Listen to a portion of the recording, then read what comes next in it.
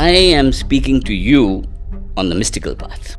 If you dissolve boundaries before you are ready, it can be terrifying. Tantra talks about the non-dual aspect of things. Yet Tantra also talks about the duality, accepting the duality as a nature. How do I live with both of the consciousness at the same time, that I live in this non-dual way in the world? I am this mystic and I am this entrepreneur. I'm doing both. And I'm talking about how tantric mantra can alter your states of consciousness from a neuroscience point of view. Is there a path to be followed? The tantric says there are 7.5 billion paths to the truth. And this mystic needs a guru. I'm going to make a little differentiation now, right, between spirituality and mysticism. A mystic is different. A mystic is somebody who has received a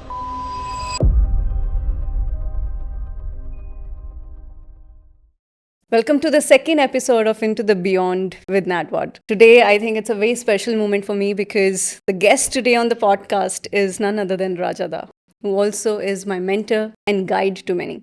You know, while we're living in this world and we are seeing awakenings and conversations around spirituality and whatnot happening all around, but there's a deeper aspect that we are not talking about, which is how do we be Shaktis in the world? And how do we not escape this reality and kind of get into this la-la land of, spiritualism and mysticism, but come back with those teachings and act in the world. And this is one of the topics that has really impacted me for the past couple of years. I've been trying to discover the path for myself. And I think what Rajada brings to the table is a very unique and a modern perspective to all the ancient wisdom that we are carrying from all over the world. And I think this ancient wisdom is so needed in the modern world today for anybody who's trying to break the shackle and who's really tired from this whole agendas that we've been facing.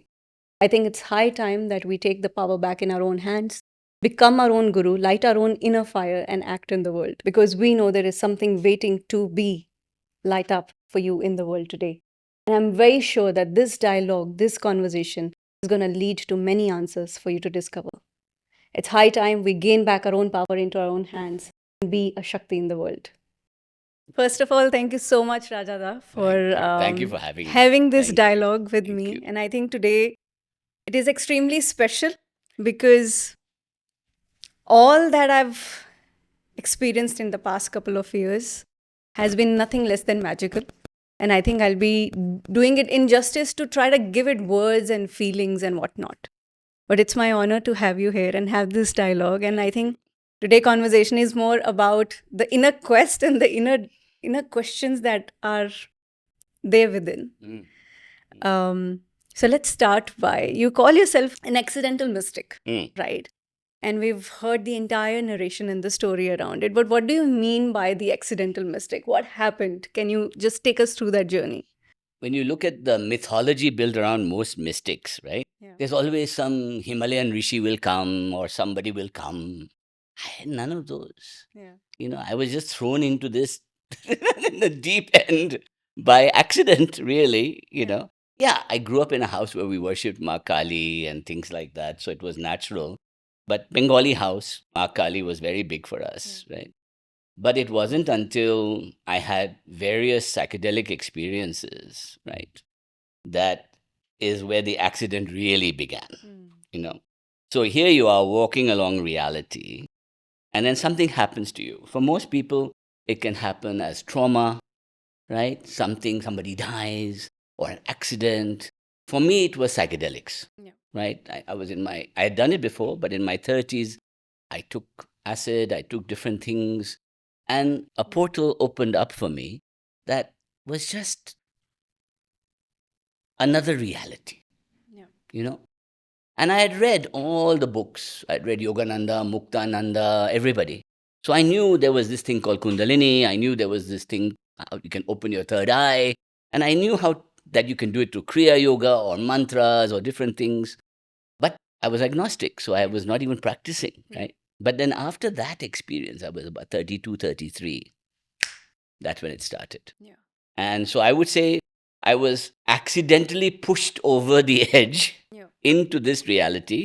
And then the last 20 years has been that 20 something, nearly 30 years of exploring. It's been wonderful. But Rajada, you talked about the psychedelic, the introduction through this, I would say, a Plant medicine. Plant medicine, as we like to call it today. You know, we like to give it nicer words. But that's what's happening around the world, that Yes. many of us are getting introduced to this level of thinking and this veils opening up through plant medicine and a lot of psychedelic work. And there is a state when you kind of reach to where the boundary just dissolves. Correct. And when that happens and you come back into the world, it is difficult. It is difficult. It has been difficult for me, and I know of many people that I know of. No matter how many books you end up reading, but you're going to come back to this reality and this world. So that's one of the biggest conversations that I think we need to have, perhaps today as well, around like, you've come from all these different backgrounds, you studied esoteric studies, you're doing the deep Kundalini work, but from a very different angle altogether. What would you like to say to somebody who's charting on that path today and being confused in the whole process of it and not being integrated fully back into society? Well, first of all, you're very lucky because you belong to a culture that has been scientifically exploring these altered states of consciousness for thousands of years. Yeah. India. In fact, no other culture in the world has been continuously exploring this for thousands of years, only India. Yeah. Right? So, well done for being born here. Well done for being a part of this Indian culture. Well done. You are blessed just by that birth alone. Yeah. Right? Second is that if you dissolve boundaries before you are ready, right, it can be terrifying. Yeah. Sometimes they call it the dark night of the soul. Sometimes they call it just overwhelming feeling of like I've experienced God, I can't come back to reality, or the void, and I come back to reality and everything is so disgusting. So, materialism, relationships, everything becomes sort of just, we don't like it anymore, Yeah. So the ancients had developed techniques because they knew this is what would happen to you. Yeah. That you can go step by step from earth to heaven without having to lose the material world just like that. Yeah. And that was the real gift we get from what we can call Shakti Tantra or Shaivism, especially Shaivism and Shakti Tantra, is this idea of a step by step evolution of consciousness that leads to freedom, but also living well in the world. Yeah. And I think that's the great. So if you're going to go and do psilocybin or do acid and come back, then you better ground yourself. So I would suggest you ground yourself before you go and do all those things, Yeah. right? Because you have to prepare yourself. In fact, most psychedelic journeys done properly are done with a shaman or a guide. You are taken on a journey to the other side, right? You are guided there with music, with fasting, with food, less food. You come to that side, you have a boundary dissolution, and then you're brought back gently, right? Yeah. If you do it socially and for fun, you're going to have the boundary dissolution without any of that ritual, Yeah. right? So I think that's where ritual processes really help. Yeah. So if you're going to do it in a sacred way. Yeah. But if you want to do it without medicine, then you have to learn these paths, what we call krama or kundalini or shakti, or all of this is considered to be tantra, but it is a process by which one can go different schools and learn how to rise to those states of consciousness, Coming back to the whole idea of integration, I think integration, and I'm speaking from a very personal experience because I've had an extremely difficult time integrating back. And of course, you know that very well more than anybody because you truly, I think your teachings really helped me kind of come back and find my center into the world and say, hey, let's operate from this state. How does the entire Kundalini experience come into the play here? Because it is structured. It has been the whole playbook has been given to us, but you have simplified that playbook for a very modern age today. Let's kind of dive a little more deeper into that aspect, that when you talk about consciously working on your Kundalini or even the third eye, what are the steps that we take? How can we simplify the entire thing? Let's take a meta picture here for a second. whether you follow the path of Shiva or Shakti, which is really the ancient shamanic path of India, Yeah. right? Not the Vedic path. The Shaivism and Shaktiism are a very parallel, different path, right? The ultimate guru, teacher, is considered to be consciousness and nature, right? A teacher, like me or a guru, is meant to guide you towards that understanding, Yeah. right? They're not meant to be worshipped. They're not meant to be adored and give your whole life up for them. No, Yeah. it's not meant to be like that. So, really speaking, all the ancient teachings from the Shramanas to the Kapalikas to all the way through to Vivekananda and Aurobindo were teaching us to be our own gurus, right? But you need a teacher, you need guides, you need coaches, you need friends, and you need somebody who can take you through all those experiences you're going to have you need those kind of Yeah. tools around you, right? Now, the issue is that if you decide to go on this journey, Shaktiism says that all of this is nature, right? I am connected to the plants, I am connected to nature, the sky, the air, animals, each of us, right?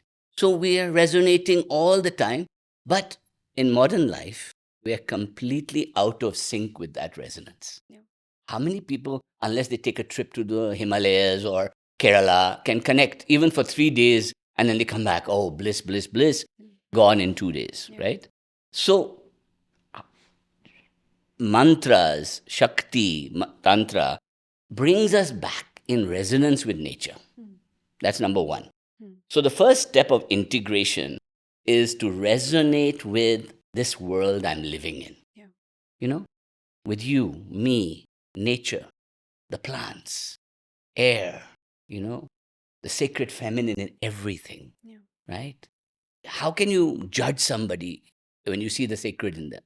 Yeah. How can you call them something disgusting?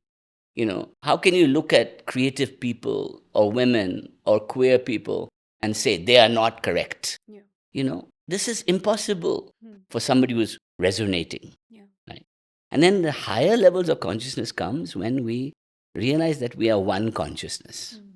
Now in Vedanta they call it Brahman, but in Shaivism we call it Shiva or Alak Niranjan, the formless one, the consciousness behind the whole. So what the tantric philosophy is that the body, Shakti, energy, matter, resonance, nature has to dance with consciousness. And if that dance occurs, perfect integration occurs. So what we have been working on, you and I, has been to integrate your Shiva and Shakti nature so that you become a complete whole being. Like they call it a lotus. It is a lotus in your heart. And once you have that lotus open, life becomes well balanced, you become healthy. I'm 60 years old, and yet I'm fit and healthy and doing my own stuff, and for me, I feel clearer, younger than I did 20 years ago, right? So the balance does work. Now, Sri Aurobindo called it integral yoga. Swami Vivekananda called it Vijnana Vedanta, right? Different names have been given. But this integral way of living of Shiva and Shakti, Vedanta and Tantra in union, in the heart, is the ideal way to live, So, how does one find, like, I understand this whole philosophies, and we have the gift where we come from, right? And the gift can be with your studies. We've seen the gift coming from Egypt, we've seen the gift coming from Mesopotamia. We've been always exploring those ideas throughout all over the globe. And I think they're all saying the same thing by the end of it. But how does one come to that resonance of finding their path? Is there a path to be followed?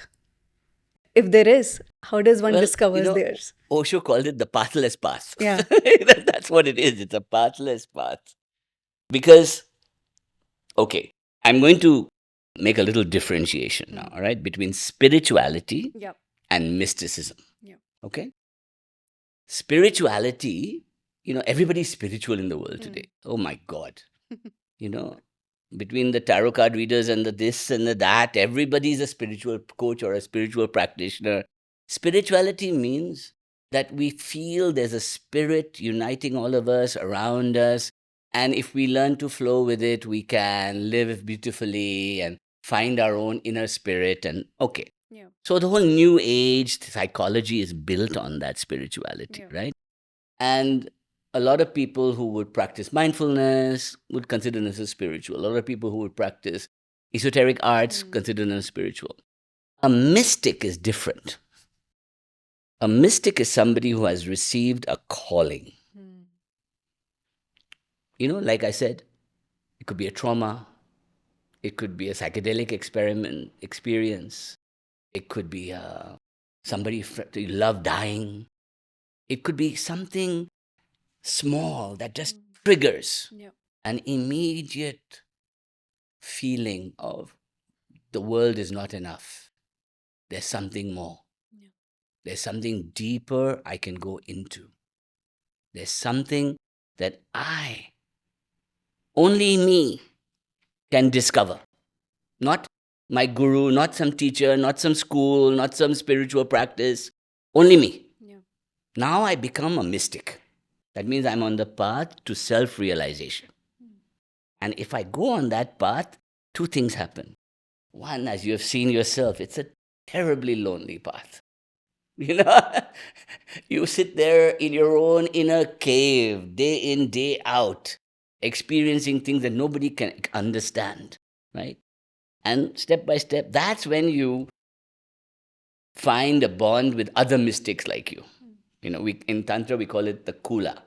You build a Kula, a family of weird people like you, right? Because how are you going to explain this to your family? You know, how are you going to tell your family, I'm a mystic? You know, I'm on a journey to awakening, right? Now, the mystic's path is a lonely path. Yeah. You know, in India, we've seen it with the Shramanas, the Sadhus, the Ghoris. These are all mystics going, traveling around, hoping to wake up, hoping to discover Shiva, hoping to Kapalika, to lose their heads and become one with the mother. You know, this is the whole thing. But they are not the only ones. There are people in apartments in Delhi, Bangalore, you know, Bombay, Mumbai, doing it. Yeah. Quietly doing sadhana, quietly doing practice, yet living in the world, doing jobs, right? And yet they are more mystical than any of those sadhus even. Right. Some of them are just on another journey altogether, right? Now, like that, there are millions like us like that around the world. Yeah. People who have had that small awakening that triggers a journey, right? So for us, I am speaking to you on the mystical path. That means I love spiritual people. Yes, but I'm not for you. I'm here if you are on the journey to your own self-realization. Yeah. Now then I'll kick your butt. I'll make you do push-ups and sit-ups. Because I come from a martial arts background. So for me, you know, this is training. Yeah. You know, don't come to this path if you're going to, you know, say, oh, I can't meditate today because I'm in a bad mood. Well, please. And I've seen your path. You're the rule breaker. You're like, I don't care about the rules. I don't care about the structures around it. But yet you're very serious about it at the same time. You are that guy who's gone through the other side, come back and living in this world fully, right? Fully. Very difficult one. Because what we are seeing, it's spiritual escapism, which I also was dabbling with for a really long time. I had a plan in mind that I'll work for 5 years, you know, do all of that, make all the money, give that away. Ma Kali. Yeah, till 2 days back, that was my plan. Boom, all gone. That was my plan till 2 days back. And now, how does the modern mystic look like? Because it like me is, and you. Yes. Like me and you. But when we're seeing the conversation happening, Rajada, I'm seeing that conversation. I'm seeing people are taking psychedelics. They're getting into the sadhana work and they're doing all kind of stuffs and they're waking up. But the plan is how do you stay awake? How do you stay awake and not still live leave in the world? Yes. How does one do that? So the good news is that Shakti Tantra says live in the world. Hmm. So in Tantra, we have a saying that you can be a yogi and a bhogi, right? Hmm. That means I want to eat beautiful things. I want to make love. I want to take psychedelics. I want to have friends. I want to enjoy life, but I'm detached as well at the same time. Yeah. How do I do that? Right? This is what it teaches us to be. To be Shiva and Shakti is to be like that. Yeah. This world is yours. Who told you that the body is a bad thing? Who told you you're supposed to get rid of your attachment to things and suppress them and crush them? Who told you that? Tantra says no. Yeah. Everything is a clue. There's a beautiful book we use in our work called the Vijnana Bhairav Tantra, right? Which is really the seminal dialogue between Bhairav and Bhairavi, Shiva and Shakti. That means body consciousness and super consciousness, right? This dialogue is happening. And the first verse is that if I breathe in this beautiful consciousness, hum, and if I breathe it into every cell of my being through the food, through the yoga, through friendships, through kissing, through love, through sex, through whatever, intoxication, anything that will open that door for me, I become a living being, Shakti, right? And then once I release that energy back into consciousness, sa, I let go. So everybody at home, try this. This is hum, just breathe it into your heart. And then become that living Shiva, living Shakti, and then sa. Now, that is the first verse of the Vijnana Bhairav Tantra, right? And the last verse says that this world, O Devi, is full of people doing all things to try and be spiritual, to try and be religious, to what? Let that all go. It's all nothing. You wake up and you will find me. And we will have union. And that union they call Satchitananda. Truth, consciousness, bliss. Experience, existence, consciousness, and bliss. So the ultimate goal is Ananda, right? And when you're balanced, Ananda increases exponentially, even if you're living in the world. So Sri Aurobindo said that you should be an integral yogi. That means when people see you, they should see you glowing with sukham, with hasyam, with shanti. They should be like that, right? You should be a glowing person. You should be well. Arogyam, absolutely well. Fit, healthy, playing. I play tennis, squash, golf. I do martial arts. I don't care. When my bones fall apart, I'll give that up, but I'll still do something, right? So full whack. Then fully in the world, right? That means not just karma yoga, oh, everything is for divine. No. Make money, but do good, do karma, do good karma. So if you make money, give. Don't overload, don't hold on to it. Enjoy, give it, right? So, and then the fourth one is realize who you are. Jnana yoga. You can do Raja yoga, you can do Bhakti yoga, you can do all these yogas. But Jnana yoga, that I am that. In Kashmir Shaivism, they call it Pratyabhigna. Self, I recognize myself, that this me is that. And I am now Shiva. Shivoham, Shivoham, Shivoham. So that Shakti, then living fully in the world, can become Shiva. That's the integration that we can look for. And that integration comes on various levels, right? Well, it begins with the first thing, sensing that there is something that you can integrate. And it requires you to not judge. So another verse in the Vijnana Bhairav Tantra, it says, nothing is good or bad. Nothing is a sin. Nobody is evil. Nobody is bad. Nothing. They all come from the same consciousness. It is you in your mind that are creating that division. Let it go. But how does one look at the world from a lens of, I think about that often. I see a picture of a child dying in Palestine, and I see the war happening around all over the world, and I'm celebrating someone's birthday and having a wine, all happening at the same time within my own consciousness. How do I look at it? The problem with most religions is that they look at it karmically, right? So you've either done bad karma, right? So the Vedic traditions is we are sinners, Yeah. perpetually stuck in samsara, this wheel of life. Buddhists also believe that, Yeah. that all this life is suffering, right? But for Tantric, it's not like that. For Tantric, life is, every moment is a Hamsa, right? Now, everything in this world will suffer, will die, will pass away. Every planet in this solar system will eventually die. Yeah. Every star system in this galaxy will die. We'll all be sucked into a black hole in a few billion years, and there'll be nothing left. Yeah. Right? So there is nothing permanent in the world. Nothing. And suffering is inevitable. As long as you're conscious, you're going to suffer. Yeah. But that same time, you can turn around and see beauty in nature. You will see beauty in other people. You will see adoration. You will see love.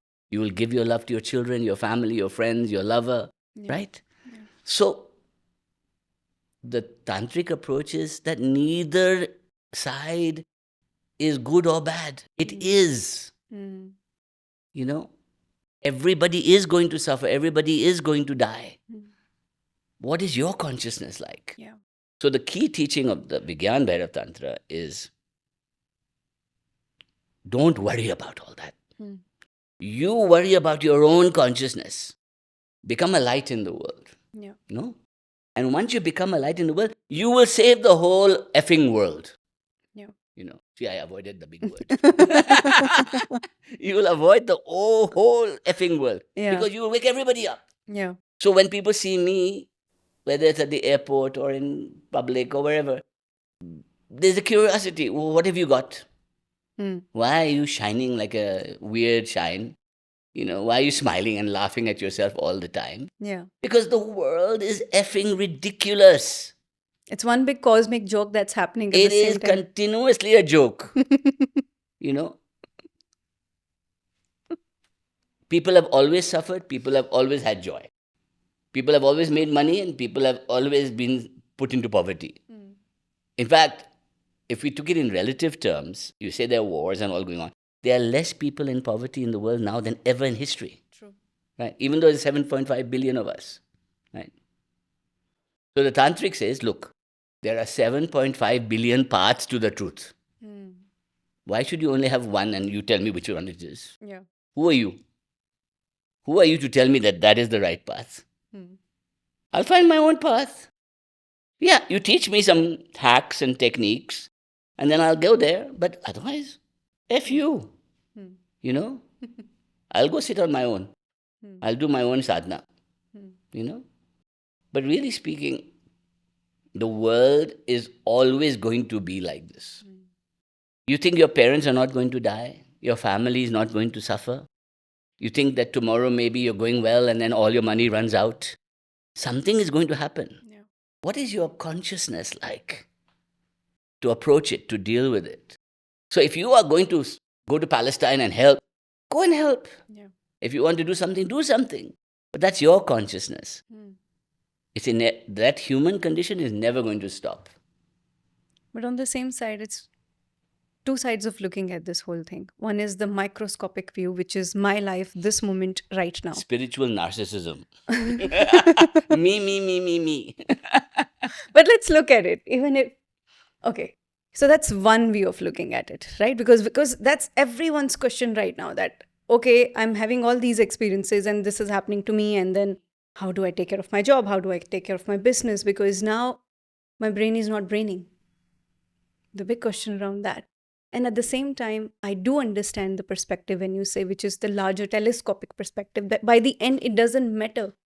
None of this matters. So I might as well just have a fun and a ball of a time living this. Well, that's kind of nihilism. But no, I think nihilism also has a duration, right? You can only debauch yourself and go partying so much, right? Yeah. The greatest practitioner of nihilism or existentialism was Friedrich Nietzsche in the Western philosophical tradition. And Friedrich Nietzsche, in his book Thus Spake Zarathustra, and everybody should read that book, said that there are three kinds of people in the world on this journey. Yeah. He called them the camel, the lion, and the child, right? So everybody, when you're born into a family or a culture or a tradition, you're a camel. What did he mean? He says you're carrying the burden of your history, your society, your culture on your back. Yeah. You're carrying it, right? Now, at some point, you realize you're just a slave. And what happens then is that you begin to try and shed that load, right? Yeah. You begin to shed that load.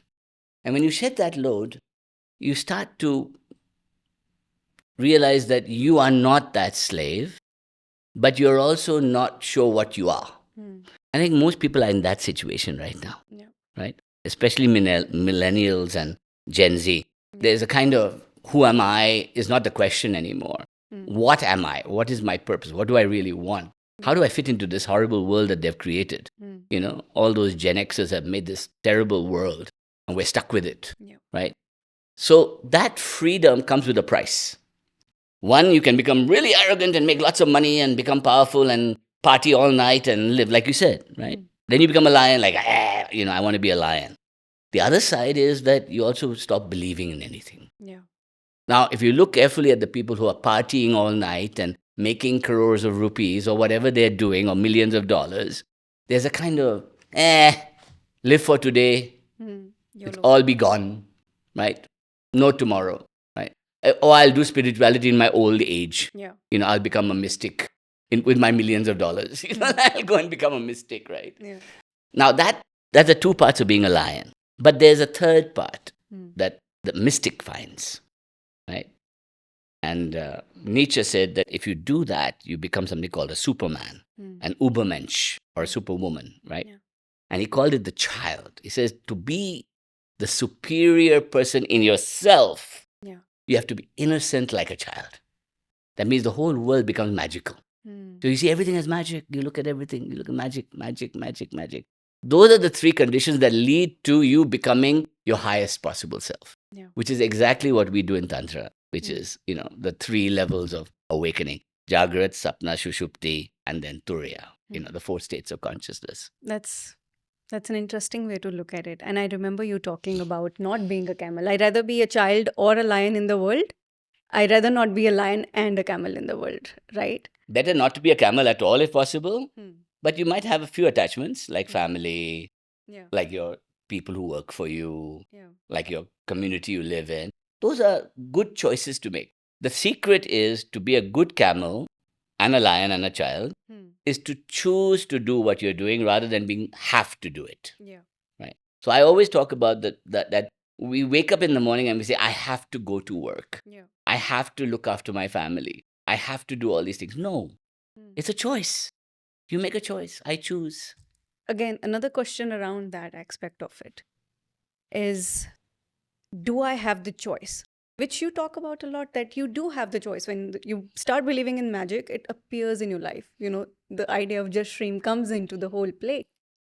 There's a being wounding around money with people who have started on this path or whatever path, mysticism, spirituality, whatever, big wounding around money. That money is bad, money is this, I can't earn it, I can't earn it this way. All of that conversation is happening. And it's leading them into a state of, can I reverse this? Is this whole thing reversible? Because it screwed up my life. How do we look at that money wound, the Lakshmi wound around this whole thing?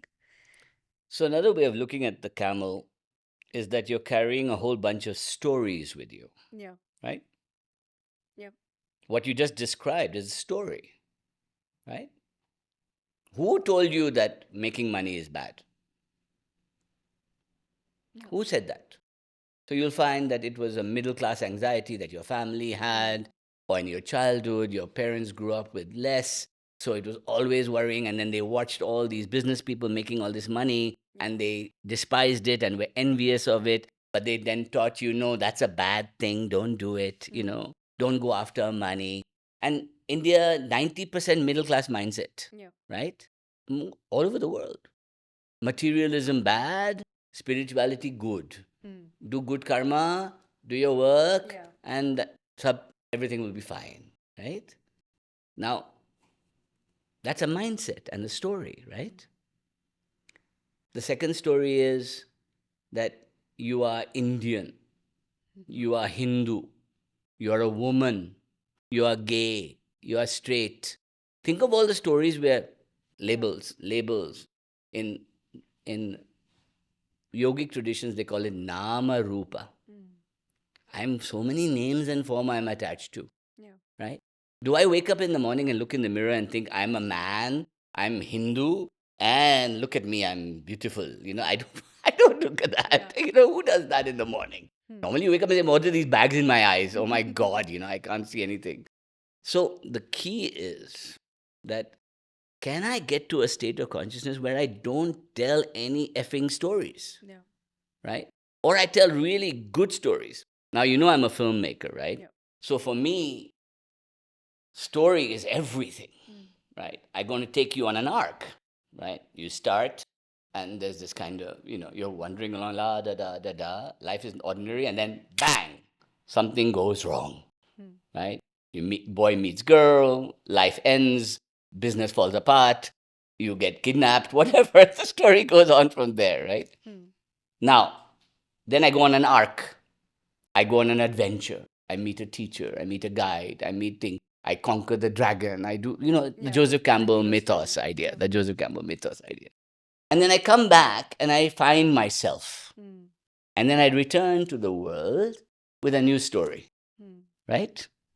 Now, the world doesn't look the same anymore because you've come back and you look at the world and you say, and the first thing you think is how stupid these people are, right? But the second thing you think is you now have developed empathy. So you look at them and you say they're suffering. That's what the Buddha did. He came back and he said, all of you are suffering. I'll show you the path to not suffer, is to meditate, is to detach, right? So the key is that this is inevitable. So we have to really recognize what stories we're telling. And that's the key. We living in this, and I'm sharing the Indian context of this because we're seeing all the millennials and the Gen Z that are walking on the path of either spirituality, religion, and all of that. It's also becoming a very questionable way of looking at it because I see there is a polarization, extreme polarization happening, right? And polarization all across the globe we are seeing in several different ways. And Tantra talks about the non-dual aspect of things, right? Yet Tantra also talks about the duality, accepting the duality as a nature, right? How do I live with both of the consciousness at the same time, that I live in this non-dual way in the world? I am this mystic and I am this entrepreneur. I'm doing both. But at the same time, I know the real nature by the end of it. How did you do it? Like, I want to know your stuff. I want to know your I did it accidentally, no. I fell into the hole. The rabbit's hole pulled me in. You're still in the hole. So there are two ways of looking at it. And I'm going to talk about a little bit about both. One is the yogic way, which is the 4 yogas, right? Which is bhakti, raja, karma, and gyan, right? And the other path is what in Kashmir Shaivism we call the upayas, or Tantra we call the upayas. So we have anavopaya, right? Shaktopaya, sambhavopaya, and anopaya, right? So let's go to the upayas first. Upaya means path. You said, what is the path, right? So there are many paths in Tantra, right? You can start with anavopaya, right? Anavopaya means, unfortunately, the translation is the path of the dwarf, right? The camel, right? How do you look after tons of thousands of people who are caught up in the samsara of life? So you give ritual, you give puja, go to Kumbh Mela, do a dip. These are rituals, right? do a yagya, do a homa, do a garka puja, do something, do ritual to the devotion. The God is outside me, and I think I understand, but I want to connect to that. Right? That is church, temple, all these things, mosque. This is the way to do it, right? So that is for 90 something percent of people. Right. Okay. That's also part of Tantra. It's fine. The second level is Shaktopaya. Waking up Shakti inside you, right?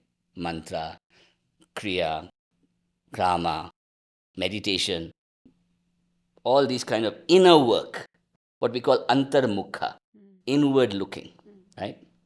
So I pull into myself and I meditate. I do puja. But even then, the divine is outside me and inside me. So I meditate on a yantra or a statue, and that becomes my Ishta Devata. So I go direct connection. Then, okay, that's second one. That's still not even the best ones. Then you go higher, and you have Sambhavopaya, and that is the yogic path, the path of the mystic, which is I see the divine in everything. Everything is sacred. Nature, you, me, the plants, everything. And then life becomes magical because now there's no division between me and all of that. So we say Namaha, know me, everything. Shri Matri Namaha. We say the Divine Mother is in everything. Right? Now that state is the one you want to live in. That is the path of the mystic. There's a fourth state, which is the Gyan Yogi path, called Annopaya or Pratyabhigna, which means I am Shiva. There's nothing to do. I'll just sit and know. I just know. Now that we can call samadhi, we can call it different things, right? But that is the outcome of Sambhavopaya. So in the Vigyan Bharat Tantra, Shiva says to Parvati, you practice Shaktopaya, Sambhavopaya, and then don't worry about Anupaya. But leave Anavapaya for the ordinary human beings. But when you're with them, love it, participate. It doesn't mean go and just give it all up, right? No, go do yagya, do a puja, go to Mother Mary and do the cross, do everything. Live in the world. Don't let them know that don't judge them. Who are you? Who are you to judge them? Don't judge them. But then you be Shaktopaya, Sambhavopaya. That's the key. So 4 layers of being. So there are many threes and fours in this work, right? We call it, if you look at Shiva, he's got 3 stripes on his head, right? And he's carrying a trishul. Yeah. So he's conquering the 3 worlds in the body, right? So there are 3 states of consciousness, there are 3 personality types. So we have, tamas, rajas, sattva. We have, the lower nature, the animal nature, the human nature, and then the super consciousness nature. We have Ichha, Jnana, Laya. We have Jagrat, Sapna, Shushupti. These 3 are throughout all Tantra and Shaktiism and Hinduism, right? The 4th state, right, which is the hardest one, in the Mandukya Upanishad is called Turiya, right? Turiya, the 4th state of consciousness after Jagrat, Sapna, Shushupti. And the meditation of Om takes you to that 4th state. A for Jagrat, U for Sapna, for Shushupti, and then silence for Turiya. You become the enlightened observer. In Shaivism, we call it, the 4th layer is Sadashiva or Parashiva or whatever. You can call it Anopaya, right? The path of not being. Just I am Shiva. I am Shiva. So it's like an aspirational journey that a mystic can take to self-realization, And this mystic needs a guru. Only at the first stages. In the ancient times, if you were practicing the varnas or practicing the way of living, you would go to the guru at the age of 13. Mostly men, only boys were allowed, right? Only high caste boys were allowed. So it was a very small elite group. And then at 18, you'd come back into the world and live the world. Be a trader, business person, whatever, warrior, whatever. And then at the end of life, 30, 40, because those days people didn't live that long. 30, 40, you'd leave all that and go to ashram and live in the forest, right? Now, that was the path prescribed in the Vedic traditions, right? So the guru was meant to teach you how to understand Brahman or Shiva or Shakti, and maybe give you mantra, maybe give you practices. And then you're off. You go into the world. You're not meant to worship the guru, right? So you're meant to discern. So in Tantra, we say you have to become a Hamsa, a swan. That means you become your own guru, right? The swan is the jiva in the heart, and the swan is the supreme Shiva. So I'm going to be, there's that lovely old Kishore Kumar song, no? Oh Hamsani, kaha ud chali. He's talking about the soul. That where is the soul flying to after I die, leaving me, So this idea of becoming your own guru is essential to self-realization. So, what does it mean like to be a Hamsa in the world? See, the Hamsa, think of a beautiful swan. I don't know if you all must have seen a swan, right? Normally there are a pair of them. They go around together, but they alone. They don't have many people with others with them. They do their own thing. They don't travel in herds. So first, avoid the herd. First rule of Hamsa is don't be a part of a herd. Don't try and kill people. Don't try and form gangs, and you can't have any thoughts without a group telling you what the thought is. That's the worst thing you can do as a mystic, is listen to the herd. What do you think? What is right? Hamsa, a swan, knows to discern milk from water. It can tell, right? It knows the difference. Are you like that? Can you tell the difference between political agenda and real truths? So Hamsa knows how to discern milk from water. You have to be like that. Look at the world around you. Is that politician saying the right thing? Are those human rights people talking about the right thing? Are we doing the right thing for the climate and environment? Or are we being lied to? How can you tell? Or in your family, are you speaking truth to each other? Are you loving each other? Are you honest with each other? This speaking to truth is Hamsa. Then the other part of Hamsa is be ready to fly from body to sky. That means, okay, I can fly, but I can also come back. Right? The Hamsa comes back and still looks beautiful. Right? And then you can be a black Hamsa and a white Hamsa. They're very rare, but they're there. They have red beaks, the black ones. So I can be Kali and Lakshmi all in one. I don't have to be just one type of Hamsa. Right? So maybe I can be materialism and power in the world, or I can be meditator and solid in the world. Right? So Hamsa becomes a complete way, and that's also a breath. Hamsa. Hamsa. Hamsa. And you just do that breath. In the Begin Bharat Tantra, it says, do that breath 21,600 times a day, and you will be with me.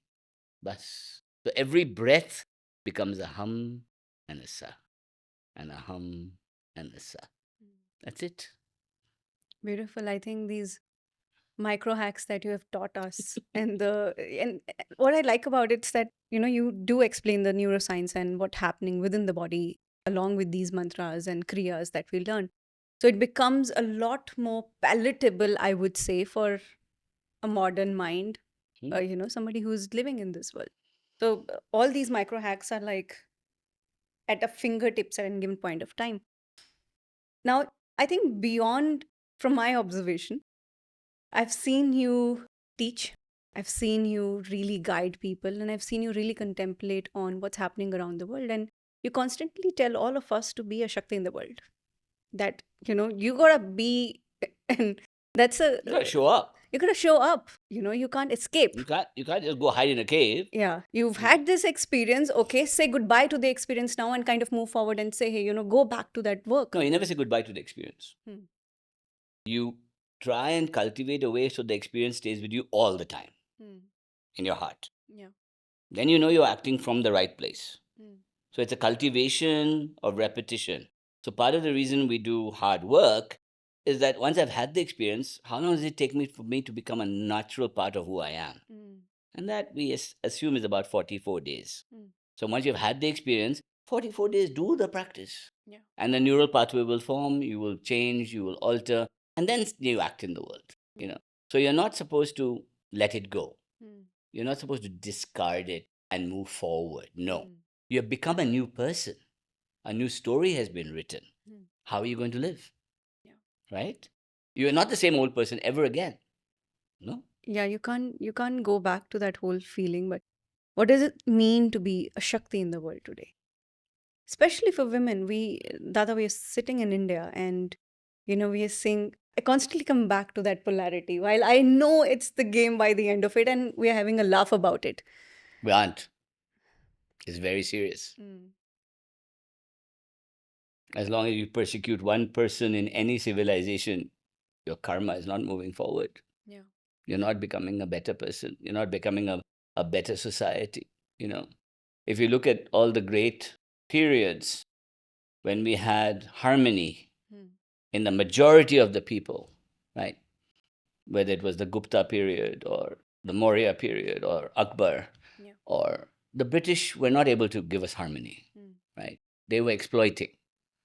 But Akbar in particular was integral, right? His sons destroyed it. But that period was a glorious period in India. You know, people were allowed to worship what they wanted to worship. People were allowed to do what they wanted to do, and then it got wiped out by later the last part of the Mughal period. Same is true of the Gupta period. They brought Sanskrit to the whole country. They gave us mathematics and knowledge. All the great tantric art started then. Every art and dance and culture, and that became Chola and Pallava and all these things. Yeah. So we've had great periods when harmony becomes more important than political power or cleverness or separation or division, right? So people like Ashoka, Vikramaditya, all these were great kings that realized they were extremely violent at the start, right? But within a few years, they brought dharma. They brought freedom. They opened up the kingdoms, right? And allowed people to thrive. In those days, people could travel through India with no problem. Like today, we can, right? But nobody was telling you, you are this, you are that, right? So I think that we have seen efforts at this harmony where spirituality, religion, culture, traditions all are allowed to thrive, right? And I think that moving to be a Shakti in the world is first fix yourself. That means wake up this energy, wake up this power, wake up this balance, this harmony. And you can do it with mantra, you can do it with devotion, you can do it with yoga, you can do it with so many ways, right? Now, once you've woken up that energy, be a light. What does it mean to be a light? It means you're a Jyoti. Devi means Jyoti, light, shining a light of consciousness to everybody. So anybody looking at you will say, this is how I want to be, right? A Jyoti in the world, a light in the world, We have a beautiful mantra that Aurobindo did on about Jyoti, about the sun, because Om Tat Savitur Varam Rupam Jyotir Parasya Dhimahi Yanna Satyena Deepe.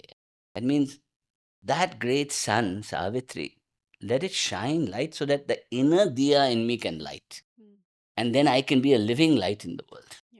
What a beautiful thought, no? To be a living light in the world. So now what does it mean to be a living light? It's not enough to have power. You have to give. So we in Lakshmi practices, we say prasida, prasida. That means you are empty inside and whatever all the grace you're getting, you're giving.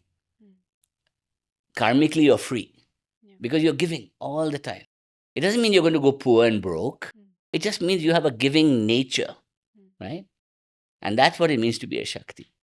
And also, do not tolerate the suffering of anybody. The girl child, the woman, the old widow who's being abandoned, the gay person the queer people the transgender people the artists you know, the thinkers you know. Don't let everything act against them, right? The women you know. Most important is the women. You know, we don't have a free society for them. You- So we have a lot of work to do. So if you're going to be a living Shakti, wake up the power, be a light, and then act. This whole world of businesses and running a corporate structure, and for years I felt completely detached. That whole world was not meant for me. And that whole experience was, of course, the first thing is that you get into the victim state of saying, hey, nothing is in my control, I can't control any of it. And then comes, the heroine's journey or the hero's journey happens to you, and then you come back and say, hey, what can I do differently for this world? And I'm seeing many women and a lot of creative people. I just don't want to limit it to just women, and a lot of creative people that feel they are not meant to be part of that structure, right? And with the whole global conversation around structures happening, right, it feels like the point has come down a little bit again. It feels like that people are being shunned, people are being, and in India, we can't have a comedy, thing, and you will be prosecuted by the right wing or anything, for that. And it's a weird world that we are living in, where there are people that are trying to build new pathways. There are people that are trying to build this new path, but every single day it becomes like a struggle, feels like a struggle. Again, I ask you to take a meta perspective. We have more rights for women now than we've ever had in history of mankind. True. Even 200 years ago, women were property. Today, women don't talk in terms of being property anymore. Yeah. Right? Yeah. Anywhere in the world. Yeah. Feminism in the West has come so far. Right? Yeah. It gets beaten down for a bit. It keeps going. So progress is a continuous journey. Yeah, you'll take a few beatings along the way. Right-wing bros will come. In America, it's happening. Here, it's happening. It doesn't matter. Yeah. They will also end. That will pass also. But the progress is never ending. Right? We are better off today, socially, educationally, than we have ever been. True. Right? More women are educated than ever before. Yeah. Right? Now, are we educated in the right way? No. Are we educated in critical thinking? No. Are we educated in practical things of living? No. We're taught book, and then come out and maybe you have some life. Yeah. Right? Okay, maybe we need to change education. Right? So these are all happening, but slowly. The work never ends. Right. But it's always progressing towards some kind of what Aurobindo calls psychic evolution. We are always psychically evolving. There's never going to be a time when we're not moving. Yeah, we'll slow down and then we'll go up again. Yeah. Right? We'll go up again. So the key then becomes, first of all, as a woman, as an entrepreneur, my work. I work in the US and here, and most of my students are women, right? Or creative men, right? So I work with thousands of women, right? And some of them are just figuring out integration, and some are trying to change the world. I have both, like you, mad people like you. It's good, right? But once you wake up this Chandi power in you and you become the inner living Shakti, first of all, you don't have to put up with the old stories. Yeah. You write a new story. You start a new corporation. You build a new corporate culture. You write it all. Why does it have to be the same old story? Yeah. Right? COVID taught us one thing: old structures don't hold. Reinvent, reignite, start new, form new groups, form new energy patterns, support each other. Right? If all the creative entrepreneurial women and all the queer creative guys and straight guys all came together, who's going to stop that revolution? Right? Yeah, you might get beaten a few times in comedy clubs and this and that, but otherwise you'll just keep it. And the funniest part was they came to the comedy club and they were watching a YouTube video and it was recorded days ago and they were saying, "Where's this man? He's here. I saw him." Sorry, please don't come after me. but that, but that's the level of the intelligence we're dealing with. Yeah. And the other thing is stay intelligent. Hmm. First of all, idiots can't understand that, right? The bros and idiots don't get humor. They don't get intelligence. So stay intelligent. Yeah. Stay aware, stay intelligent. The law is designed to support you. Use the law. The financial world is designed to finance you. Finance it. You know? Don't listen to any stories. Don't only go for men venture capitalists. Go for alternative capital. Yeah. Go different things, right? Create your own venture capital funds for F's sake. You know, I was going to say the other word again. Will not beep it. So, because I work with so many women and creative men, for me, it's like building, we're a small part of a bigger revolution that's all over the world. Yeah. You go to Europe and women are running companies, in Sweden, Denmark, all, right? England, so many women entrepreneurs now. Yeah, the boys' club is still there. Bros in America running politics now. India is bro, but Hindu bro. It's okay.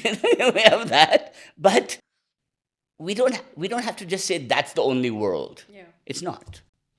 There are many, many other worlds. Go live in Kerala, go live in Bangalore, go live in Bengal. Who is going to stop you? True. No? So the change of narration, change of the story, a better story. You rewrite your own story. Yeah, you'll get fights. You'll have to fight. You have to be strong. And you keep going back to Ma Chandi inside you, become Durga and fight again, Yeah. And then you can still be lover, mother, whatever, all the roles you can play. But you become that 10-handed goddess then, right? That's the key. I think the best, it's like I keep on saying all the time, and I know it's a story. I said, the only Koolaid that I'll drink is the drink of the mother. It's because it's empowering to me, being a modern woman today in this society, and taking that entire power from the stories that we heard about and the mantras and all of that, and coming back and acting from that state. So for me, Well, I always joke in my work that India is the largest culture of sacred feminine still living in the world, dominated by men. All the Devi temples have Brahmin men priests running it, except Devi Puram. And one Nagaraja temple in South India. That's it. Kerala. A few others, but nothing like that. Not that scale. True. Good Brahmin men doing their stuff. Good. Set up your own temples, damn it. Devi Puram has done it. Why can't you? Right? True. New ways of worship. I mean, Brahma Kumar is all run by women, so that's good. But there are many like that. Mataji, Ammaji is there in the south. So, you're a woman or a creative man in India today. Yeah. What do you do? First of all, light your inner fire. That's what Shakti means. What we call Tejas. I convert earth, water into fire. And then consciousness. So, first learn your fire. Become unf-withable. Become a living Shakti. Learn how to do that. Tap into nature. Tap into power. Tap into mantra. Tap into food, culture, sexuality, whatever you want to do. Give yourself that freedom to choose, right? Then learn to empty yourself and rewrite your story, right? They're going to always come after you. So what? Fight. You don't have to fight. Be clever. All you have to do is be intelligent and you don't know what to do. Have you ever seen a Nazi take on real intelligence? Because you have to just be clever, So you have to work on that. That means stay away from doing things that will jeopardize the group that you're with, but stay aloof and yet preach the word, right? And then build your own infrastructures, In India, the fashion world has been dominated by gay men, right? And nobody ever arrested any of them. Nobody did any, but they went to Paris, they did everything, they lived the whole life, right? The only thing is they're not allowed to get married. Mm. Otherwise, they would too, right? So all we have to do is change the laws. Then we need enlightened people in the law, Yeah. you know. So I'm working on that now. Mm. That's my next project. No, but it's beautiful. Like, I mean, this whole idea around having an experience and trying to build a house in the Himalayas, it's like That's that escapism. conversation is That's dying. That's escapism. escapism. And we need more modern mystic and urban mystic in the today's society. Yeah, go to Himalayas by all means to recharge yourself Yeah. with nature. Don't go for a temple or preacher. Go for nature, Mm. right? To reconnect to nature. Because Himalayas is just pure Shakti power of nature, Yeah. right? Yeah. Or the jungles of, the Nilgiris or Mm. anywhere. India is full of Yeah. pure power, pure raw Kali power Mm. everywhere, Mm. everywhere. Okay, so from a Shakti point of view, there are two main traditions, okay? So just, this is your 101 Shakti, okay? Look at me. Come closer. Shakti 101. Shakti 101. We have two traditions we call Shri Kula Mm. and Kali Kula. Yeah. Hmm? There's a third tradition we call Chandipat, Mm. right? Which is the path of Durga, Parvati, that path.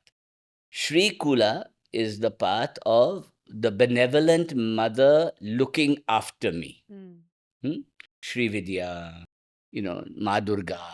The mother comes, fixes everything, looks after you as a child, and she's external but coming to you internal, Yeah. like a devotional practice, right? Kali Kula is me as the fierce mother, Mm. right? So I am the Dash Mahavidyas. I am Kali. I am the unstoppable power of creativity of the universe, of beyond time, beyond space. That's the Kali Kula, right? Just understand those two traditions and you get it, right? Kali Kula is where we get a lot of tantric black magic from, all that stuff, which is the Dash Mahavidyas. Yeah. But don't worry about that. Those are esoteric ideas that have been misconstrued and messed with and all of that. Yeah.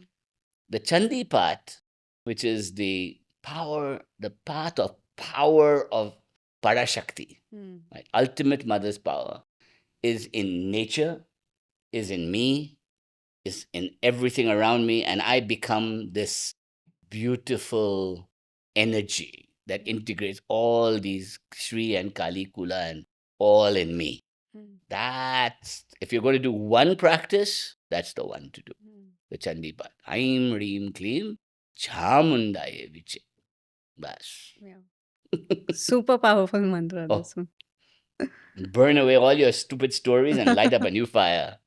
Yes, I think that's what we need as the. She is the, in fact, during the freedom movement in early 1900s in Bengal, Mm. they made Ma Durga the Bharat Mata. Yeah. And so, Bande Mataram was built on that. Mm. So that was Durga becoming Bharat Mata. Wow. So that's how it started. In Very fact, Sri cool. Aurobindo and all were the ones who said that Ma Durga is the freedom, the Bharat Mata who will free us. Yeah. So it was always a mother, We kind of abused her a bit now, so we need to bring her back. Yes.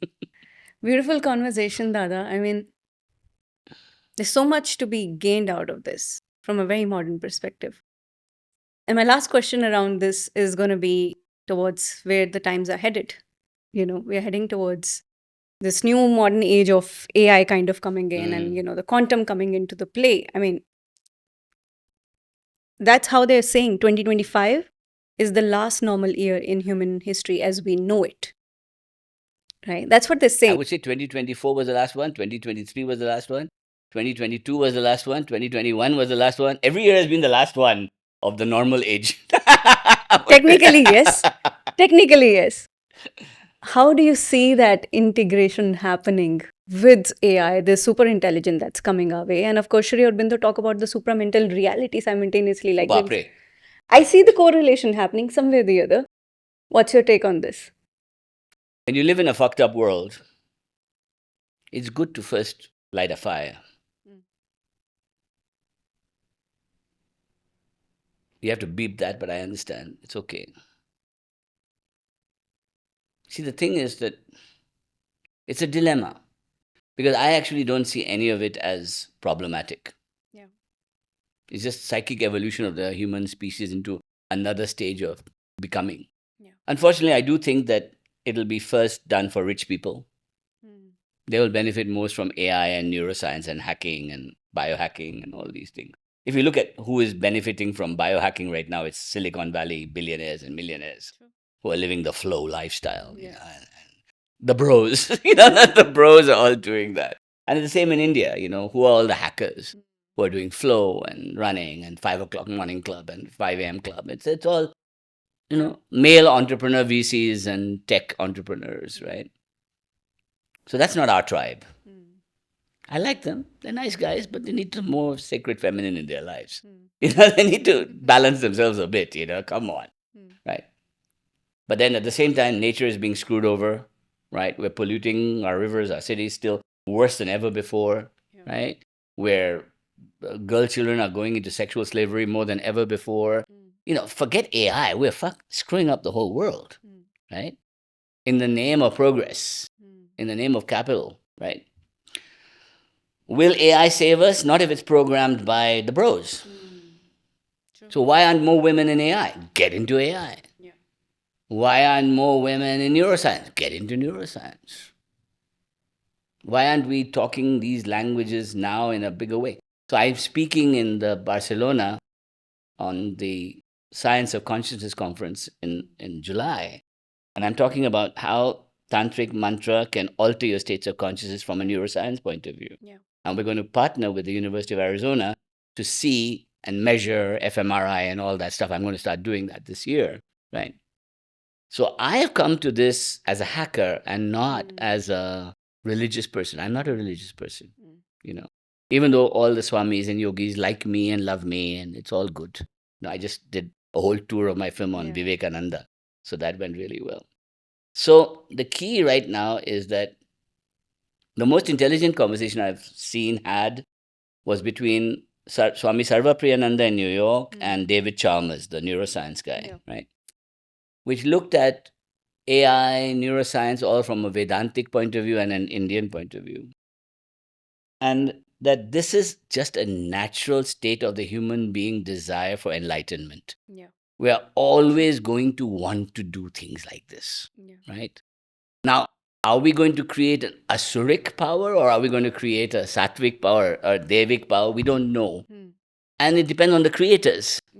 There will be both. And there'll always be a battle between the two, right? Will we have an AI that does amazing surgery and it removes old age and makes everybody healthy and happy? And we add a neural link to our neck and we can tap into Google and sponsored by Meta or whatever, Telepathy being whatever, right? the name being taken by Elon Musk already. All good. All good. Let it happen, right? It'll save us a lot of hassle, Then we don't have to do 30 years of gyan trying to figure that one out. You can do it right away. So I'm very pro evolution of consciousness technology also, right? Yes. We've always screwed around with it. We've always misused it. And will it take over? No. Not in this next 10 years. No sign of that. But will idiots take over? Yes. Possible. So we Shaktis have to stop the idiots from taking over. There is an agenda at play. Damn it. So more women in AI. We need to talk about more biohacking from yogic perspective because it's doable. They've been doing it for Yogic years. and Tantric are different, huh? Tantra yoga is different from Kriya yoga and different from Hatha yoga. Very different. 3 different ways of approaching prana. Right? So Hatha yoga says that all prana is convertible into tejas, into ojas, and you get Shakti wakes up in that, and then you have experience of the divine. You become into Kaivalyam. You go dissolve, right? Which is yoga, Patanjali yoga gone on steroids. Hatha yoga is Patanjali yoga on steroids, right? Which is what most of the world is practicing today, is Hatha yoga, right? Kriya yoga, which is a smaller school but equally impressive, Yogananda, all these schools, is to do with converting prana into subtle power, siddhis and power, and allowing grace to come into you. Right? Tantra yoga is ultimate power, becoming a living Shakti and Shiva Shakti balance. Right? So all are yogas. So everybody is called a yogi who does any of those, right? But there are three very different paths, right? And so yeah, I think find your yoga and practice and integrate, learn from good teachers, you know, don't worship one guru, but learn from them. Can go to 10 gurus. Can go to 10 gurus. 14. Why not? Abhinav Gupta went to 14. Abhinav Gupta, the founder of Trika, Kashmir Shaivism, had 14 gurus, you know. And what he said in a beautiful quote in his writings, he said, I was like a bumblebee going from honey pot, flower to flower, collecting nectar to store in the honey pot of my heart. Beautiful. Why not? Yeah.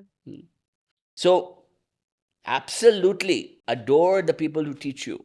I still adore my English Shakespeare teacher from high school. I still adore my mathematics teacher who taught me things. My architectural teachers. I love them. Many of them are dead.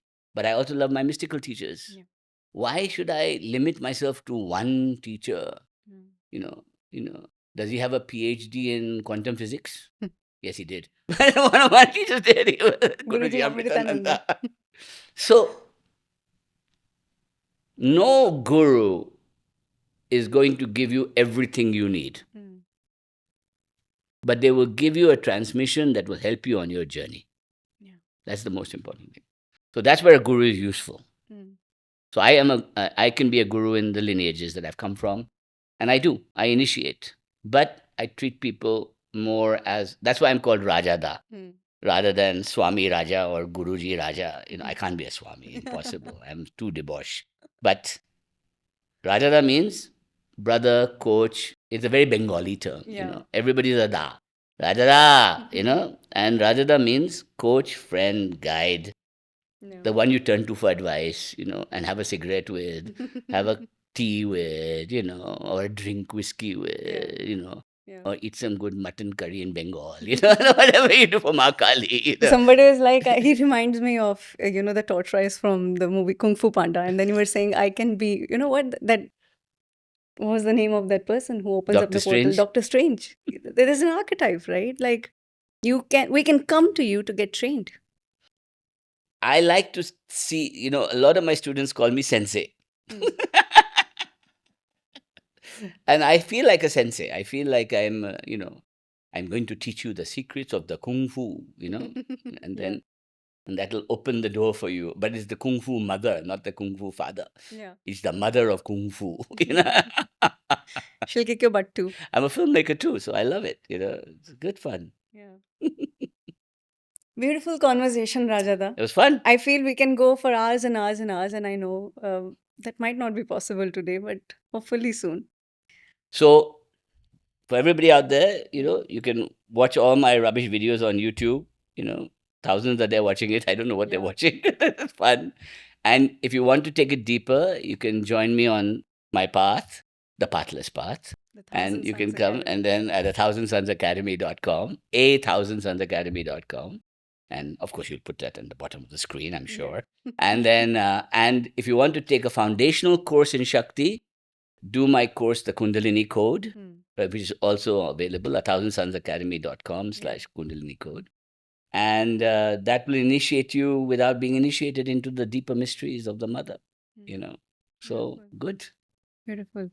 Any last words to the urban mystics? Get on with it, man. Wake up.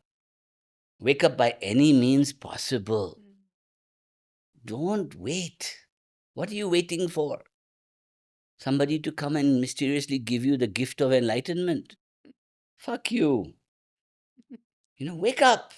Wake up by any means possible and then learn to work with it. Learn to use it. Learn this power. It's like marathon running. You never run a marathon on the first day. Yeah. You discover that you like running and then you train. 1 mile, 2 miles, 2 kilometers, 3 kilometers, and suddenly you're doing full marathons. Yeah. That's how it works with this also. Same thing. So wake up by any means possible. Yes, experiment with psychedelics, experiment with everything, but then come to your own yoga. Become a yogi or one of those 3 yogas. Yeah. And become your own yogi and then become your own guru. That's it. Beautiful. Thank you so much, Rajada, for doing this. Thank you.